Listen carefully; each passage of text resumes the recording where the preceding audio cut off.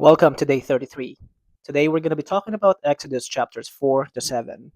Previously, we were introduced to the character of Moses, that he will be the one to deliver the Israelites from Egyptians when the sufferings of Israel was getting worse in Egypt. They went to Egypt in the first place, if you recall, because of the famine.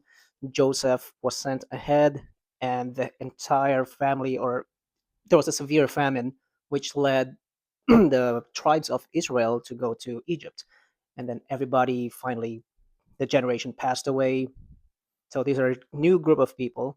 The Pharaoh, who used to be buddy buddies with Joseph, is dead already. So it's Joseph and everyone else. So the Egyptians are threatened by the numbers of Israelites. So they were intimidated by them. And so they started putting taskmasters and putting them into work. Slavery is what's happening. So that's where we are picking up right now. Moses is from the tribe of Levi, and that's where we are. So finally, the Pharaoh who was looking for Moses was dead already. So God is calling Moses back from the land of Midian back to Egypt. And then from there, God promises that he will work wonders as a proof that God is with Moses. Here in chapter 4, verse 24, there's an interesting part where it says that the Lord sought to kill Moses. It wasn't explained very clearly why, but the action of his wife Zipporah explained uh, what happened.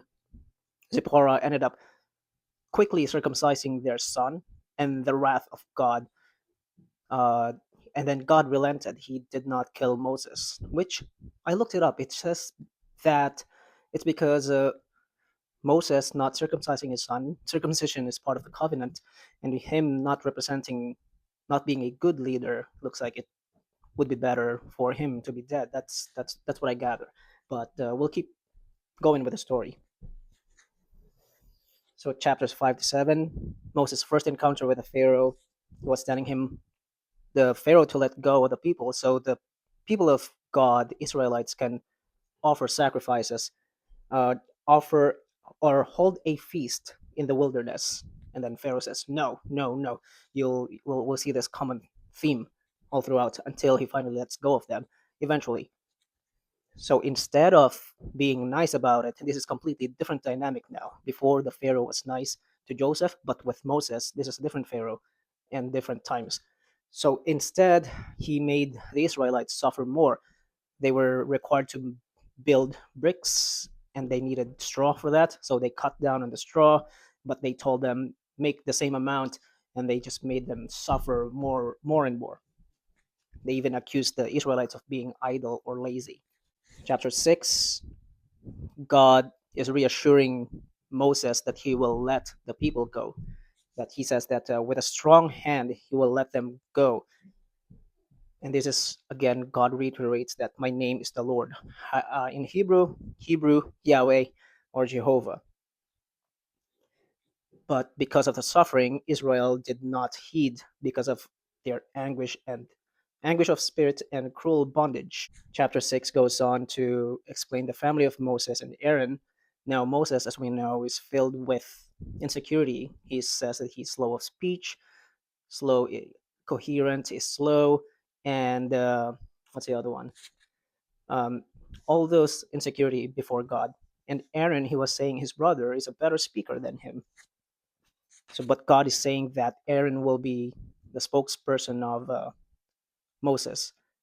He even mentioned that to Aaron, Moses would be like God. That's how much God elevated Moses. Later on, we'll see that Moses is said to be the most humble person in the face of the earth. I think I'm getting excited. um, but yeah, that's one of the cool scriptures to me. But we're not there yet. I'm jumping already. In chapter 7, yes, as I mentioned, God, he says that Aaron will be a prophet and he would be like God to Pharaoh. Now, this is before the plagues. God already said that the Pharaoh will harden his heart or God will harden his heart, and then he will start doing wonders. So he lets Moses know ahead of time that these things are happening. There's a quote here by Graham Cook. He says, "He is not seeking a powerful people to represent him. Rather, he looks for all those who are weak, foolish, despised, and written off, and he inhabits them with his own strength." Perfect timing. Just earlier in our Warriors gathering today, Saturday, in this filming, Pastor Jay says that our weaknesses is an invitation by God. It normally looks like a disadvantage, but it's actually our opportunity to rely on God. 2 Corinthians 12:9-10, it says that, "For when I'm weak, then I'm strong, so I will boast in the Lord." And that's exactly what we see. The style of God is he chooses the foolish things, the weakest things. It's pretty cool because he he wages a war against the kingdom of darkness. He will crush them, but he doesn't pick the strongest. He would pick the weakest, and then he builds him up from there. And it's pretty. There's no better way to flex your strength, you know. Anyways, so here Aaron performs a miraculous sign. Um, he threw the rod in the presence of the Egyptians. His rod turned into a serpent, but during that time, the magicians, the sorcerers in Egypt were able to copy that, and they did the same thing. They threw their rods, and then though they turned into serpents as well, but Moses or Aaron's rod ate up all the other serpents. With all this, Pharaoh's heart grew harder and harder. My takeaway is, I believe I mentioned earlier already, 2 Corinthians 12:9-10. "For when I am weak, then I am strong. So, and we will boast in the Lord." That we don't rely in our own strength. So what we see as our weakness is actually God inviting us for him to show his full power in us. And I can feel it. To me, I'll just share my personal story. 3 years ago, I was so deep into depression to the point that if I had a way um, to end my life without hurting my loved ones, I would have done it in a heartbeat. But I'm aware that if I do, I'll leave behind my family, friends, and whenever I hear of other people killing themselves, I feel bad too. I feel sad, and I wanted to help them. But it was weird because this time I'm not trying to help other people. I'm trying to help myself. So I didn't act on it because on my best days, in my moments of clarity, I know that I enjoy life. But when I'm down, it's just very down, and I felt like I was useless. And this was the result of me relying on my own strength. Looking back, and I just wanted to curl up in the cornermost part of the house and just disappear. Um, to not exist was better than to exist at that time. That's my mindset. I felt like nothing I do matters. And it's a sad thing that suicide is just a number now, which it doesn't have to be. So that was me before, and finally when I came back to my faith in Christ, that weakness he turned it into his full strength. Right now, I'm doing this. Some people would say this is a courageous thing to do, to speak in front of the camera, be broadcasted to anywhere who has access to internet. My mindset now is that of a warrior. There is a spiritual warfare, and my mindset now is like that story in the Old Testament where warriors go to war, go for the kill against enemies. I'm talking about in the spiritual realm. I'm not hating any person. I'm talking about spiritually. And what excites me the most now as a warrior of God, that's how we refer to ourselves, is that not just to be in the front line, but I want to chase down the enemies who are fleeing away. There's a story of that in the Old Testament, that the enemy is defeated already, but they still chase them down until no one is left. So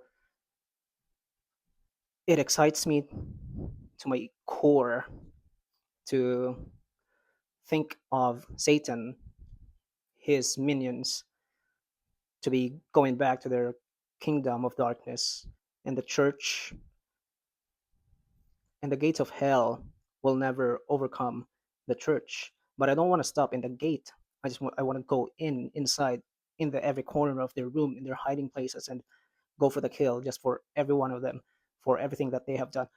To me, the Great Commission, the spiritual warfare, is a very personal thing to me. My retaliation, I want to retaliate not just 10 times, but hundredfold, with exceedingly amount of time against the enemy. So this is the explanation why I'm doing these efforts, because I recognize that the spiritual warfare is real. And yeah, that explains a lot to me. I mentioned before that you understand your theology, you understand yourself. That is my theology. That's my understanding of this God thing and all that. I am deluded to the non-believers, but it's okay. It's okay. I don't care. I don't really care what you think. There's a quote here by John Wesley.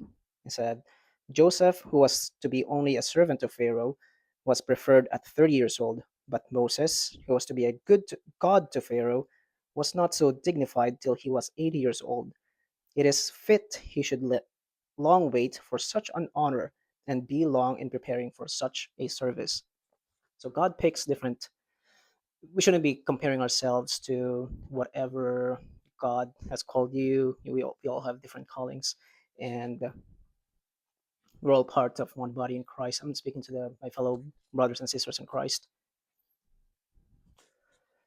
And so, yes, I am weak. That is why I'm strong, because I'm putting my weakness into the hands of God. That is it for today. Thank you so much for today. Thank you so much for your time. I truly appreciate you. My hope, my purpose, my hope, my prayer is that you would seek God, read the Bible daily, and please take very good care of yourself. Bye bye.